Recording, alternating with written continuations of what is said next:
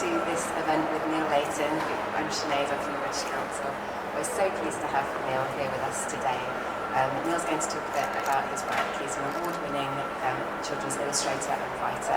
He's collaborated with all sorts of fantastic writers too, like Cressida Cowell and Michael Rosen. You can see some of his brilliant work at the exhibition at the side, drawing work, so please, after his talk, do take time to have a look at that.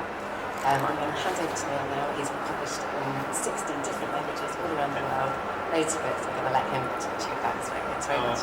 Thank you, Sinead, and thank you everyone for coming. I'm so sorry I was late. There's quite a lot of traffic out there, as you might have experienced yourself. It's a real pleasure to be here in BOOKFEST București. As you've heard, my name is Neal Layton, and I'm a children's book illustrator and author. Now, what I'd like to do this morning is to talk a little bit about my work and give you an insight into the work that I do. This is my first trip to Romania, and I couldn't think of a nicer introduction to your country than to be amongst all these books, all these authors, all these readers, and all this creativity. It really is a wonderful experience. Okay, so I'm going to try some Romanian now. Salut. Was that right? Salut. And I'm afraid that's the only word I know, so I'm hoping that you can all understand my English. Is that? Yeah, we're getting a few nods, so that's good. So this character, he's called The Thing, and I'm hoping some of you might recognise him because he's from a book called Emily Brown and the Thing, which, as Sinead said, is part of the Drawing Words exhibition. There are 10 UK or British illustrators there, and I'm one of them, so if you are interested in illustration, please go and have a look, because some of my favourite illustrators are there as well. But the thing is, from this book, called Emily Brown and the Thing, it's written by Cressida Cowell, who you might have heard of, because she wrote the How to Train Your Dragon books. And it's actually part of a series of 5 books. And this is the sort of work that I normally do. I normally work in picture storybooks, like these ones. But I also do a bit of non-fiction work. So there's a few giggles out there, so I think you've probably read what the title of this book is. It's called Pooh, but it's called Pooh, A Natural History of the Unmentionable. So it's a silly title, a little bit fun, a little bit naughty, but it's actually about animals' poo and how scientists use animals' poo to learn about how those animals live. So it's actually full of really interesting facts. And it's called poo in English, but if you're Italian, it's called la caca, I think, and I think people might be Polish. I don't know so many other languages there. I also do a bit of sort of chapter book work. So this is a series I've done about a little boy who has a spaceship.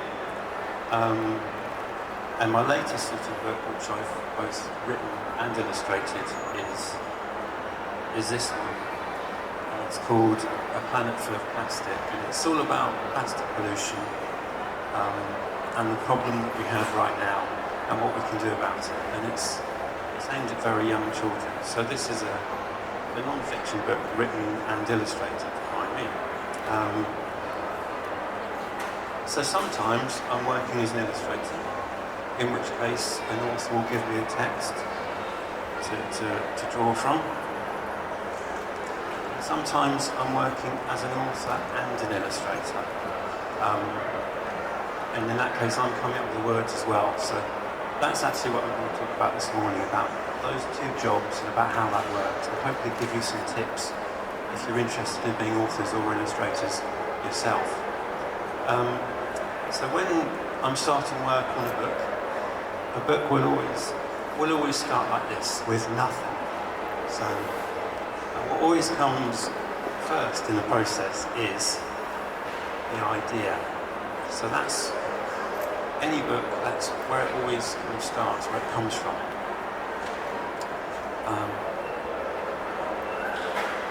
And next comes the kind of exploring. I've got an idea in here, I've got a feeling inside here. So then I start to explore it, to sort of think about it. perhaps do some drawings. And gradually, that idea will, that feeling will turn into more of a kind of concrete idea up here.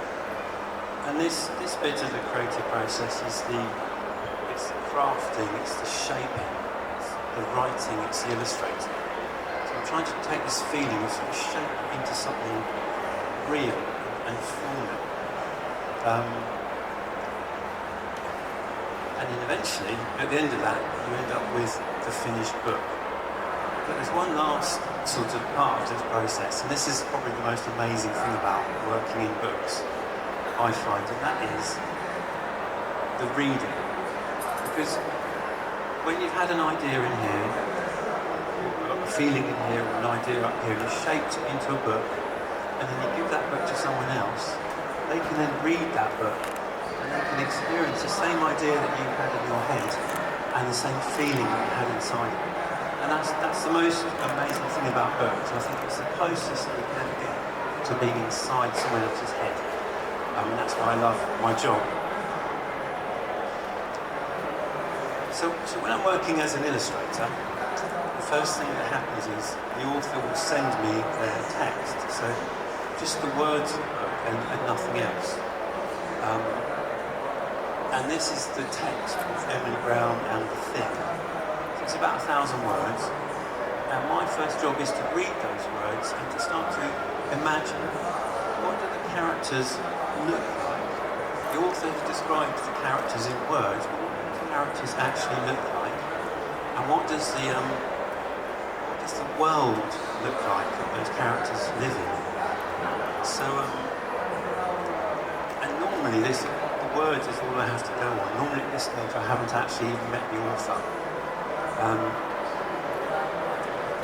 And before I start working on any text, I clear my desk, I turn my phone off, I turn my emails off, and I get my favourite media around me. These are the things which I like to use for my picture making. So quite often I like to use dip pens with ink, full pencils, and I also like to use a lot of collage. So I get all my favourite media on the desk, and I get the text.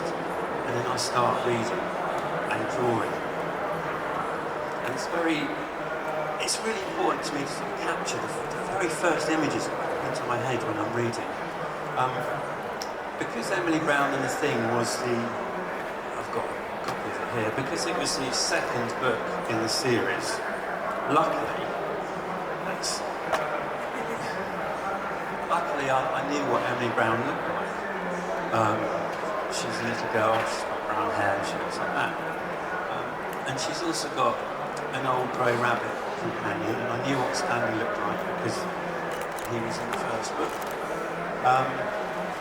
And if you look at Stanley, you can see I've used some collage to make him. Because I found him quite a difficult character to illustrate. Cressida had described him in words as an old grey rabbit. And I thought, how do I illustrate an old grey rabbit? Well, what I did was, this is my teddy bear, right?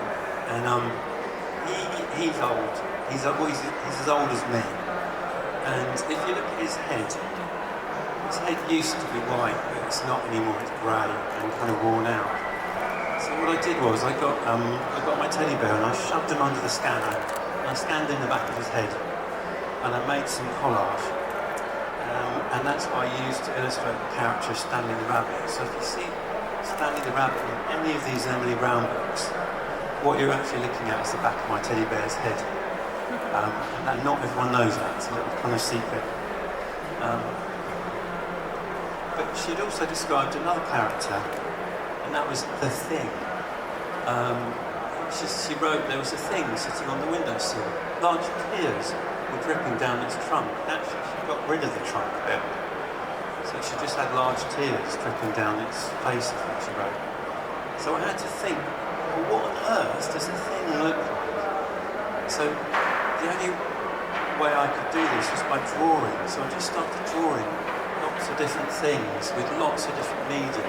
Perhaps putting horns on their head, trying 2 eyes on top of their head, giving them wings. And then eventually, literally through doing lots and lots of drawing, I arrived at the finished thing, which is this.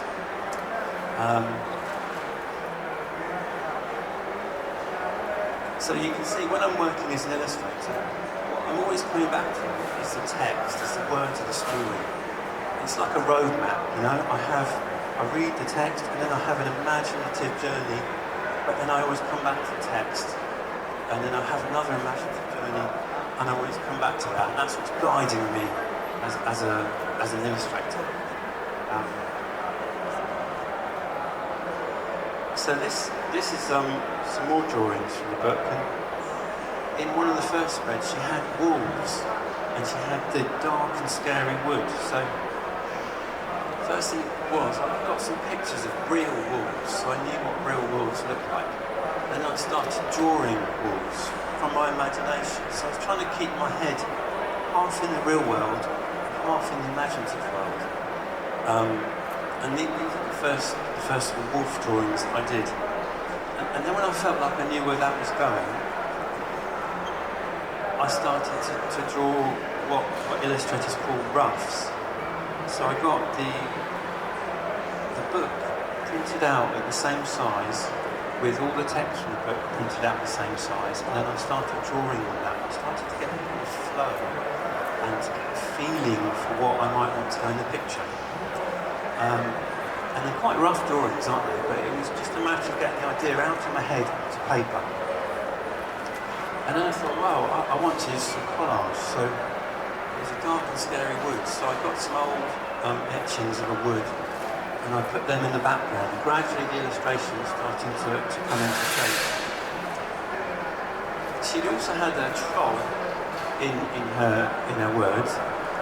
So trolls are sort of normally made of stone, aren't they? So what I did was, I've got my two daughters. I've got a 7-year-old daughter and an 11-year-old daughter, and I said, can you go out to the garden and can you find me some stones which look like faces? And they were very helpful. So they came back with these stones, which does look a little bit like a face, doesn't it? So put them into the illustration as well. And then I started drawing Emily Brown on top. You can see it's gradually starting to come to life.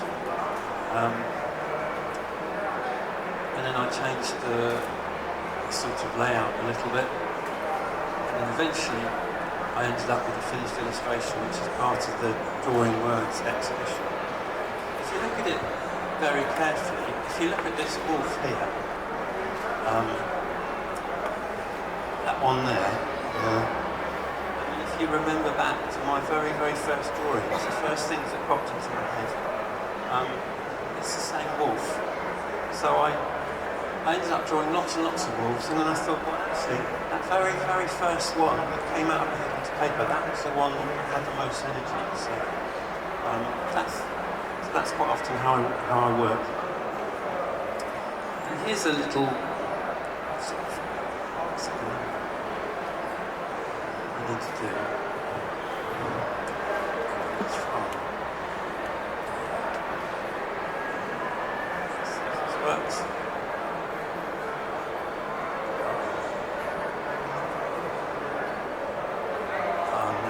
Sorry, that should be a little film of me drawing. It's not going to work. I might be able to show that afterwards if I can get it working. But that was a film me drawing the Emily Brown characters, starting with a blank page and a pencil. Yeah, I might try and show that at the end if we can get that.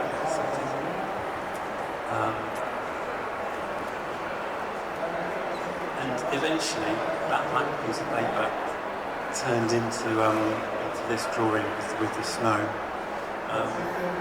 Yeah, I'll try and show that at the end because I've got my laptop, so that might work.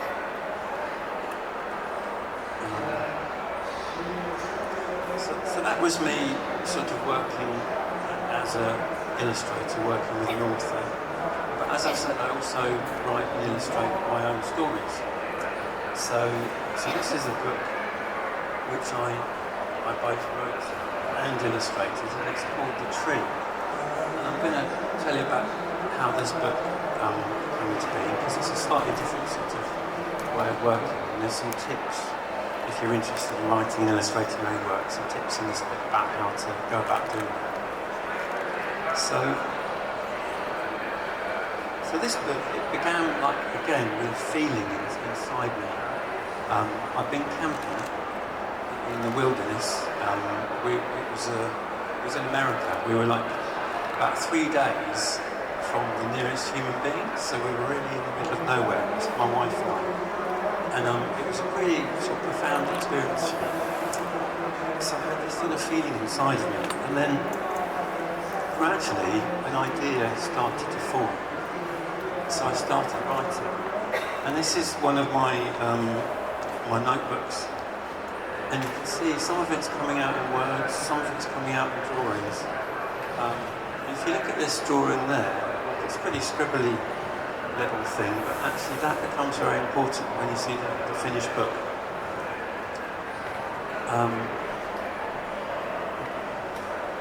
And then I started doing more drawing, so you can see I was starting to get a bit obsessed by trees. And I was trying them with collage, I was trying them in forests, I was trying drawing trees not in forests.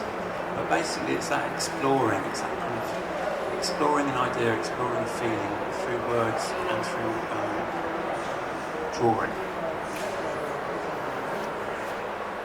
And I find, I need to go to my bag here. I find a really good sort of tip is I always have a sketchbook on me. So this is my Romanian sketchbook, because I find ideas will pop into my head when I least expect it. I'll probably be perhaps on the bus, I might be in a traffic jam, I might be about to fall asleep. I get an idea. So I always have a sketchbook on me, and I can draw the idea or write it in, or let's see. If I'm on the streets, I can think that's an amazing building in Bucharest. I'm going to draw that, and I capture it and put it into my sketchbook. And then when I'm working later in the studio, I can go through my sketchbook and I can see what ideas I've got in there and see if there's anything useful to make a story with. So if you're into any sort of art, have a sketchbook on you at all times. And put all your ideas in there, all your drawings, or any interesting bits of collage you might find.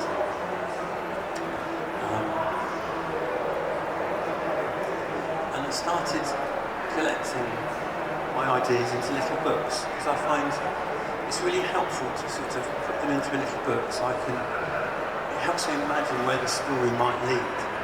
And if you're interested into making books, then this is a really good sort of tip to actually make your own little books as you're writing. Because it's a curious thing about when you're writing an illustrator, when you're mixing words and when you're mixing pictures. And I'm going to sort of explain how words and pictures sort of work together. So somebody's written, "Be happy" up there, and you might read that and you might think, okay, that doesn't make me feel particularly happy. And somebody's drawn a picture of a sun.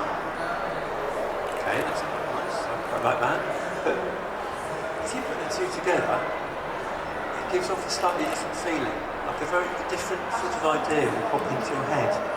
And what it is, the meaning of that might make you feel of sort of happy days, sunny days, summer, lounging around. And the meaning isn't in the words and it isn't in the pictures. It's happening in your head when your brain puts the two things together. So here's another example. Salut, someone has written that, hopefully spelled right. And here's a picture of a cute, fluffy doggy. Oh, my daughter wants one of these. I'm not sure if I should indulge her, but I do love the look of it. But if you put the two things together, all of a sudden that cute, fluffy doggy is speaking to you. Dogs can't speak, can they? But in your brain, it's sort of making a feeling of a cute, fluffy doggy that wants to be your friend and is saying hello.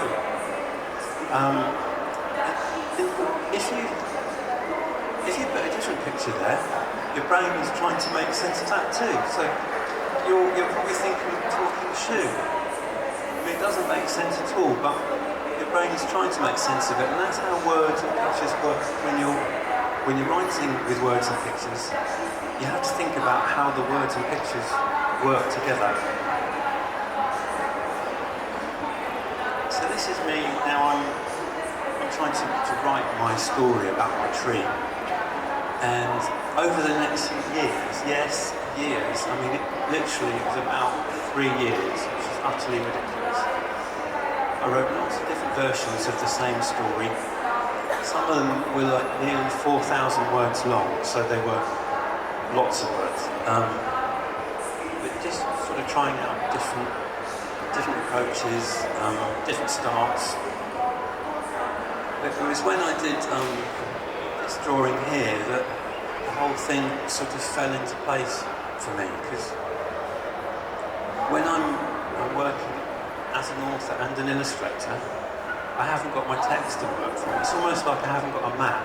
I'm going out into the unknown, and I don't know where to head. But suddenly I'll find like a little piece of the puzzle, and then gradually the book will kind of come together and will make sense. And this drawing was the piece of the puzzle that made me feel like I knew where this book was going. I knew what the book was about.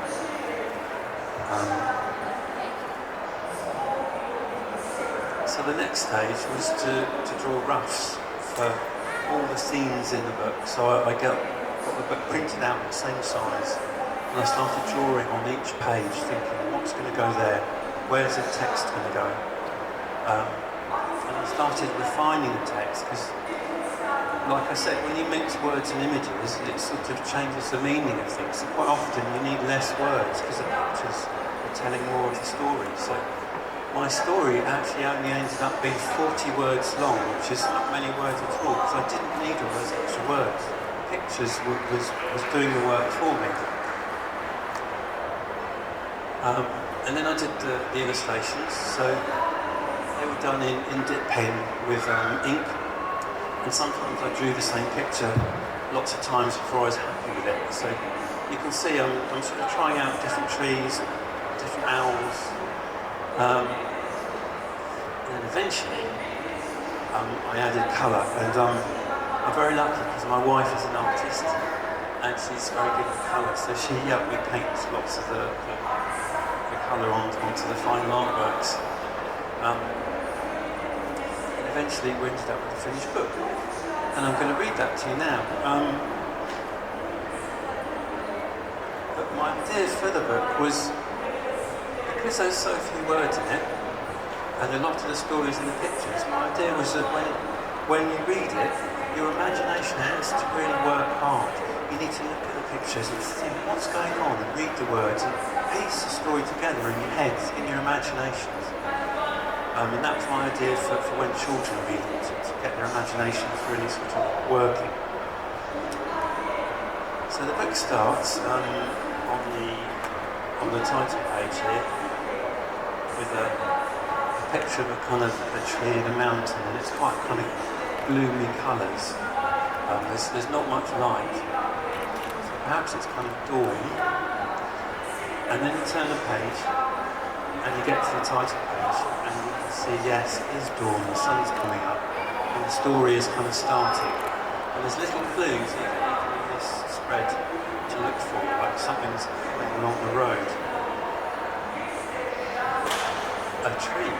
So I did say there's not many words in this, so this is a tree. You can see there's a sign there next to the tree, and something's written on the sign.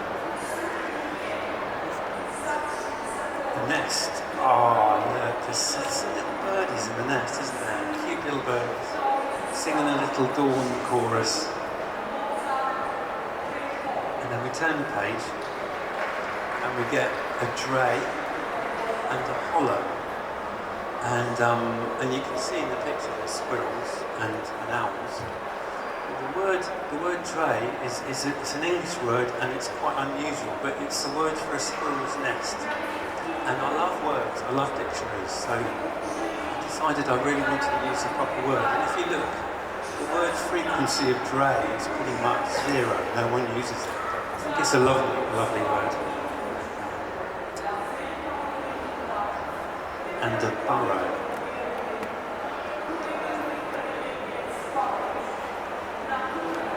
And if you think back to my very first notebook, where I had that sort of drawing of a tree in different sections, this is where it came into being. So when you read the book, it's almost like you're sort of travelling down the tree, and that was one of the very first ideas that popped into my head when I was sort of writing this thing. So first impressions can be extremely important when you're writing and illustrating. So that's why the sketchbooks come in really handy. We turn the page, and now we get the new arrivals. So there's some more characters coming into the story. And you can see they've brought a few things with them. Oh, look, the wonderful plan. Doesn't that look like a lovely house? Oh, I bet everyone would like to live somewhere like that. So let's turn the page and see what happens next in the story. And you might have noticed as well that the lady in the story is she's got a little bit of a bump in the tummy. So there's another bit that's just in the pictures. And then we move on to the hard work. And normally when I read this book to children, I have a soaring voice, and I do this. I'm going to do that today. The hard work, no. And the terrible surprise. So we can see all the characters in turmoil. And then we get to the broken nest. And it's that drawing which I did that meant the whole book kind of fell together and I knew where it was going. And then when you turn the page after that, we get to a page with no words at all. And this is sort of really important to me because when you read the book, if it's got words in it, you sort of trundle along, and if you get to a page without any words, suddenly you're confused a little bit and you're stopped in your tracks. And I wanted children to really look at this picture and to think about what's happening in the story, what might happen next, and what the characters are feeling. Everything is in the illustration in this spread, there's no words at all.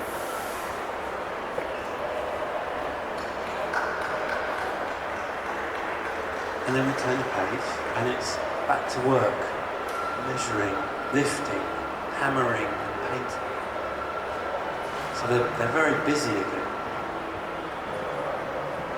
And it was also important, my wife made this page. She said, if you've got a lady with a baby in her tummy in the book, she has to be doing all the work as well, because when my wife was pregnant, she was unstoppable. She was up ladders and absolutely everywhere. So. A better burrow, a cosier hollow, a sturdier dray, a mended nest, and a happy home. So you kind of zooms out again to the whole of the tree, and you can see at the top you've got the nest with the happy birds, happy squirrels, the happy people. And then the redesigned home, and the rabbits and everything. And then the story ends on the last page of the book. There. So it's kind of like a day. So it starts at dawn and it finishes at evening. And that was the tree. So